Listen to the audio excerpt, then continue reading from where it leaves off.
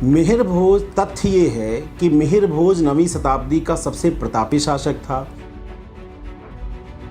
बाण ने अपनी पुस्तक हर्षचरित्र में और ह्वेनसांग जो चीनी यात्री था उसने अपने लेखों में इसका वर्णन किया है कि गुर्जर क्षेत्र हुआ करता था और वहां के रहने वाले लोगों को गुर्जर कहते। मिहिर भोज ने स्वयं बताया अपने अभिलेखों के माध्यम से कि राम के छोटे भाई लक्ष्मण चूंकि गेटकीपर थे, प्रतिहार थे, तो हमारा वंश उन्हीं से जुड़ा हुआ है और हम लोग चंद्रवंशी हैं, यानी लक्ष्मण के खानदान के। इतिहास में 3 बातें होती हैं, तथ्य, कथ्य और सत्य। तथ्य मतलब फैक्ट्स, कि 1962 के युद्ध में चीन ने भारत को हराया, ये तथ्य है। पर कथ्य यानी कहानी इसके पीछे की क्या है, कि क्यों हराया, कैसे भारत हारा। और जब कहानी कही जाती है तो कई बार तथ्यों को कहानीकार अपने विचार के अनुसार बताता है, उसी से क्या होता है, अंतिम में जो इतिहास का सत्य है वो छुप जाता है। आज मिहिर भोज के साथ यही हो रहा है।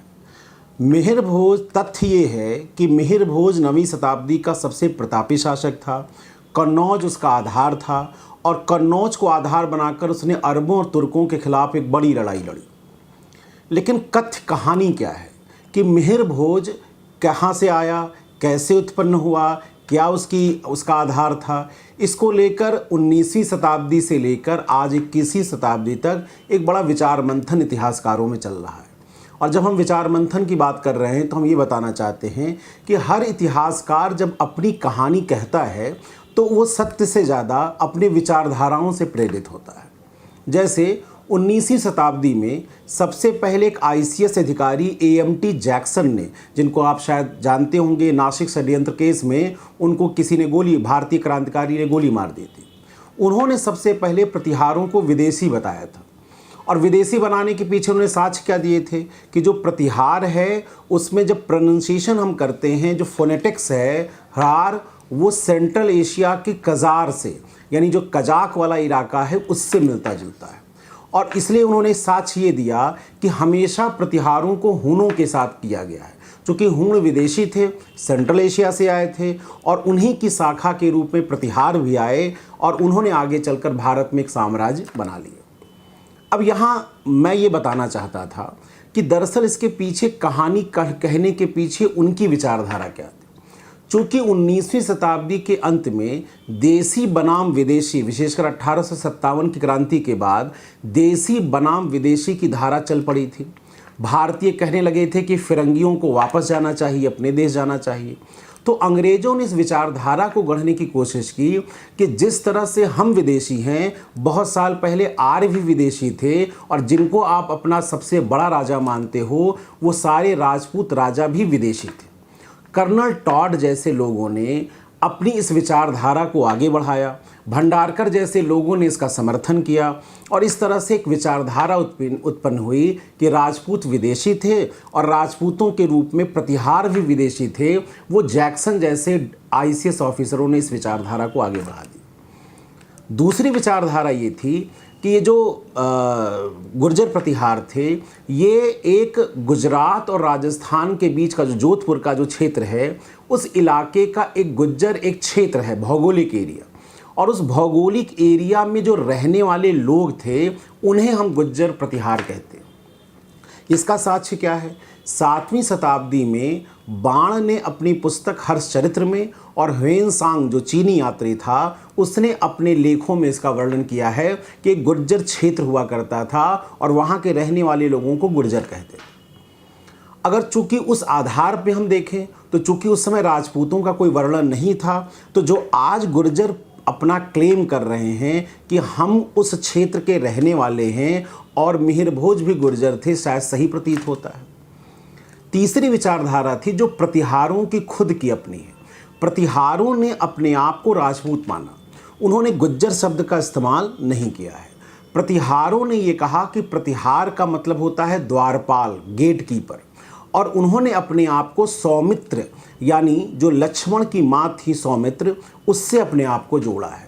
मिहिर भोज ने स्वयं बताया अपने अभिलेखों के माध्यम से कि राम के छोटे भाई लक्ष्मण चूंकि गेटकीपर थे, प्रतिहार थे, तो हमारा वंश उन्हीं से जुड़ा हुआ है और हम लोग चंद्रवंशी हैं, यानी लक्ष्मण के खानदान के। इस आधार पर राजपूत क्लेम करते हैं कि जो गुर्जर प्रतिहार में प्रतिहारों की बात है वो राजपूत थे। अब इन सारी कहानियों के पीछे का असली सत्य क्या है ये भी जानना जरूरी है। दरअसल राजपूत जो शब्द है वो 11वीं 12वीं शताब्दी के बाद प्रचलन में आया, और 11वीं 12वीं शताब्दी के बाद प्रचलन में जब आया तो राजपूत समझिए एक क्लास है। राजपूत कोई कास्ट नहीं, राजपूत एक क्लास है जो योद्धा वर्ग से है। और जब हम योद्धा वर्ग की बात करते हैं तो योद्धा वर्ग किसी भी जाति या समुदाय से हो सकता है, किसी भूगोल से हो सकता है। आप इतिहास में पूर्व मध्यकाल में देखिए तो सातवाहन जो है, शुंग जो है, सेन जो है, वो सब तो ब्राह्मण थे। चंद्रगुप्त मौर्य भी पिछड़ी जाति का माना जाता है, गुप्त तो कायस्थ माने जाते हैं। पर चूंकि हर राजा को एक धार्मिक वैधता की जरूरत है, जैसे आज के शासक को जनता की वैधता की जरूरत है लोकतंत्र में, वैसे ही मध्यकाल और प्राचीन काल में किसी भी राजा को वैधता के लिए, लेजिटिमेसी के लिए धर्म की जरूरत है। और हमारे यहाँ वैदिक आख्यानों में क्षत्रियों को क्या माना गया है, शासन करने का अधिकार दिया गया है। तो जब भी कोई ट्राइब, जब भी कोई समूह अपनी सत्ता कहीं स्थापित करता था तो किसी न किसी धार्मिक ग्रंथ के माध्यम से अपने आप को एक क्षत्रिय समुदाय से जोड़ने की कोशिश करता था। 9वीं 10वीं शताब्दी के बाद सारे सोशल क्लास जो राजा के रूप में काम कर रहे थे, वो चाहे हूण हो, शक हो, कुषाण हो, किसी भी संप्रदाय हो, जाति हो, विदेशी हो, जिन्होंने भी अपने आप को शासक माना, उन्होंने राजपूत यानी राज, संस्कृत का शब्द है राजन, राजन का मतलब होता है राजा, तो राजा का पुत्र जो होता है उन्होंने सबने अपने आप को राजपूत के रूप में घोषित कर दिया।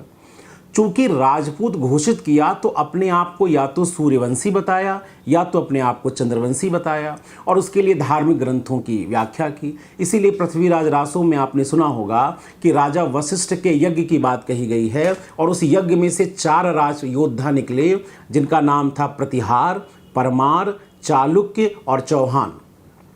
वो चारों अपने आप को राजपूत मानते हैं। तो ऐसे में राजपूत एक सोशल क्लास है।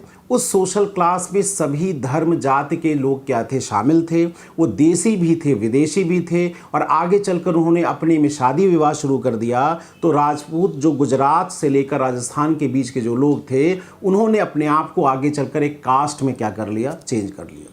और वो जो कास्ट है चूंकि क्षत्रिय समुदाय से परंपरागत तौर पे जुड़ा हुआ है, तो ये क्लेम उनका कई पीढ़ियों के बाद एक क्षत्रिय राजपूत समुदाय के रूप में व्याख्या। ये तो रहा सत्य। अब आपका सत्य क्या है, आप अपने आधार पे समझ सकते हैं।